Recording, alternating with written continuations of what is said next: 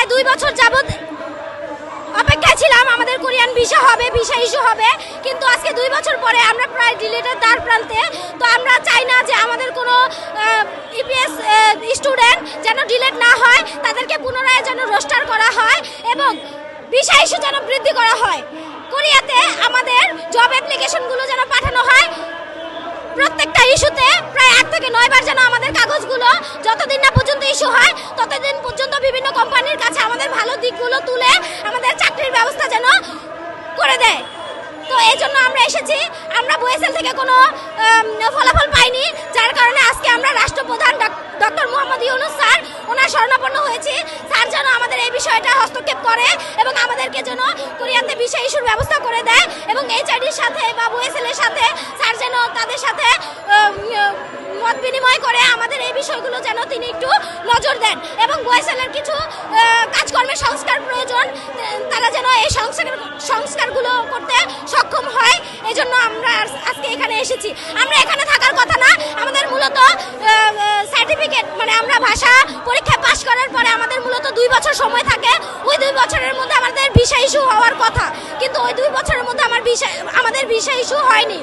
মূলত আমাদের 2 বছর পরে এখন ডিলিট করে দিতে চাচ্ছে। তো আমরা চাই না যে আমি সহ আমার কোনো ইপিএস যে ছাত্র ভাই বোন আছে যারা কষ্ট করে কোরিয়ান ভাষা শিখেছে, অর্থ শ্রম সময় সবকিছু ব্যয় করে অনেক কষ্ট করে যারা এই লাইনে এসেছে, যারা ভাষা শিখেছে, পরীক্ষা দিয়ে পাশ করেছে, তারা যারা রোস্টার হয়েছে, মেডিকেল পরীক্ষা দিয়ে মেডিকেলে ফিট হয়েছে, তারা যেন এখান থেকে ডিলিট না হয়, তাদের প্রত্যেকের যেন ভিসা ইস্যুর ব্যবস্থা আমাদের রাষ্ট্র যেন আমাদেরকে করে দেয়, কারণ বয়েসেল তো আমাদের জন্য কিছু করতে পারে নাই।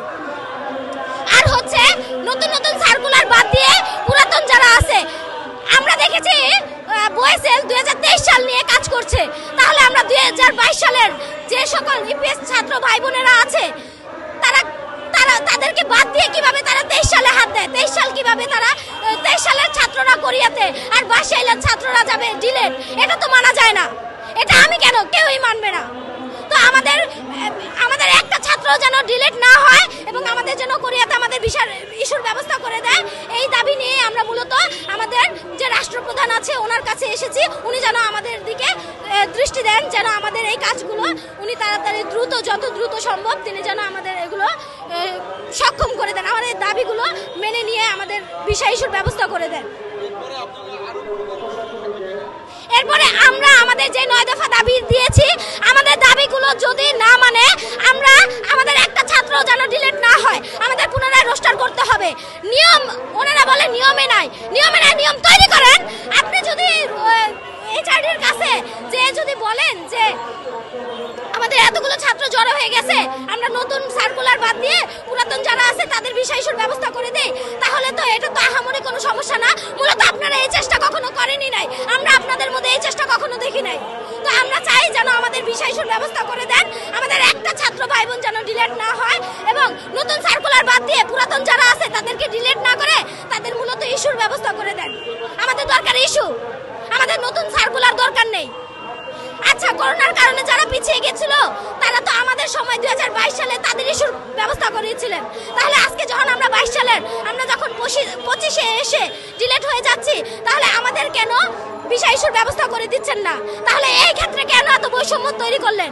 আর 2022 সাল আর 2023 সালের স্টুডেন্টদের মধ্যেই বা কেন এত বৈষম্য সৃষ্টি করলেন? আমরা 22 সালের হয়ে কি আমরা কি অপরাধ করে ফেলেছি? আমাদের কেন ভিসা ইস্যু হচ্ছে না? আমাদেরকে ডিলিট না করে আমাদেরকে মেরে ফেলেন, কারণ আমরা চাকরির জন্য আজকে 3 বছর অপেক্ষার পর যখন শুনবো যে আমাদের চাকরি হচ্ছে না, আমাদের কোরিয়াতে আমাদের ফাইলগুলো কোরিয়ান কোম্পানিগুলোর কাছে পাঠানো হচ্ছে না, তাহলে আমরা কি করার আছে? এটা আমরা চাই আমাদের রাষ্ট্রপ্রধান যেন আমাদের এই দিকগুলো দেখেন এবং আমাদের এই 9 দফা দাবিটা কার্যকর হওয়ার জন্য তিনি যেন আমাদেরকে সহায়তা করেন। আমাদের দেশ সংস্কার হয়েছে, রাষ্ট্র সংস্কার হয়েছে, সাথে আমরা বয়েসেলেরও কিছু সংস্কার চাচ্ছি।